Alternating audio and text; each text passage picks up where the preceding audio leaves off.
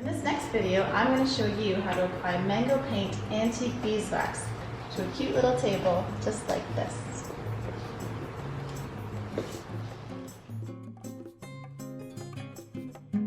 The mango paint line has 3 different beeswax finishes. We have an antique beeswax, a natural beeswax, and a black beeswax. So our antique beeswax comes in this cute little jar.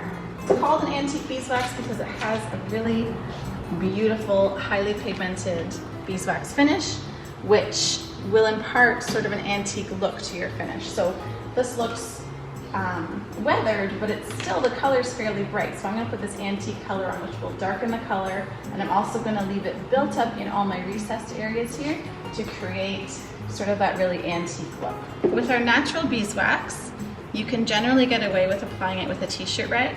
However, for a pigmented wax, such as our antique or our black wax, I highly recommend that you use a wax brush.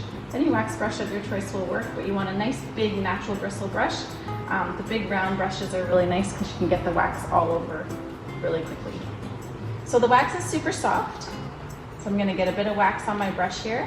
When I start to put it on, it's gonna look a little bit frightening, but as you wipe it back, that's sort of when the magic happens. So I'll do this little drawer first, and I'm just honestly going to cover the whole surface. And oh, scary! Just want to make sure you get wax everywhere. And then you want to take a t-shirt rag and wipe off any extra. So the nice thing about mango paint is that it's a porous finish. So the beeswax finishes on the mango paint absorb right into the paint. So rather than sitting on top, they absorb right in and protect your finish and your paint from within. Look at how beautiful this is. So you can see it's really aged the color overall. Can you see the difference there on the drawer versus the side of the desk? And I'll just do this area here, and I'll show you, because this didn't have any recess, I'll show you this little recessed area here, how you want to get the wax right in there. Don't be afraid with your brush. Honestly, guys, the waxing is so easy and you cannot do it wrong. Sorry, it's shaking a little bit. It's really leaving a beautiful aged look. So I always just switch my rag around to a clean area so I can wipe off any extra. But see in here, guys, where I use the brush to get right deep in there, in the recessed, the antique wax builds up, but I'm just gonna use my rag to wipe off the extra. So I'm cleaning off the flat surfaces and I'm leaving those recessed areas with a bit of wax built up. And that's what really creates that beautiful aged look. And again, look, woo, scary. It's a little scary when you first put it on, especially if you're going with a dark wax over a light color. But as you rub off the excess, it is so pretty.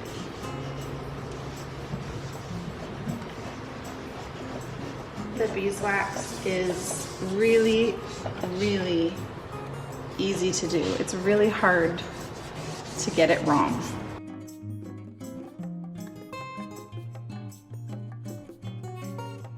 And I'm not applying a lot of pressure here, I'm just really just rubbing off any excess. And like I said, the mango paint is nice and porous, so the wax works right into the paint as you're going. This is gonna look like a really nice old painted piece. And I'm pouncing the brush sort of into these corners here because that's where I have 2 sides that meet. So that's where you want to make sure you have a bit of a recess. That's where you want to make sure you build up any wax. And you can see I didn't fully cover with the brush either, right? There's some spots here, but I know there's enough wax on here to move it around. So when I start with the rag, it's gonna end up covering all the surfaces. You don't want to put a ton of wax on there, you're just gonna end up wasting your wax because you're gonna be rubbing it all off.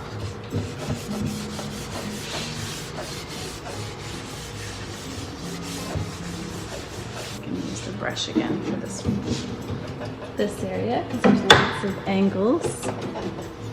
I'm not worried about getting wax on the brass foot either because it's just gonna wipe off. And And this will seal and protect your piece.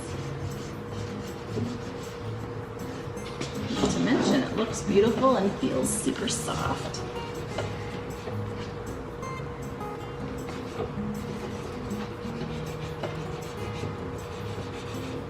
You can really see the difference between where we've applied the wax and where we haven't yet waxed. So if we liked this look better, and if you didn't want to get that sort of aged look, we would just be using our natural wax. So our clear wax would keep with this original color. But because we did such a heavy distress on this, I thought a clean look probably wasn't the best. An antique wax would really sort of work with the look we've already started to create here. And you can see over here, even though we started this area before, and we're coming back to it now, you won't be able to see like a start and a stop, which is really nice. If your rag starts to get super waxy, you might just have to switch out to a new one. Sometimes there's a lot of wax on your rag and you just end up pushing it all around.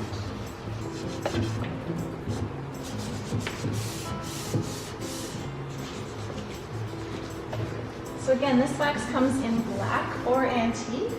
It's really highly pigmented, so it does leave a lot of color, which we really like.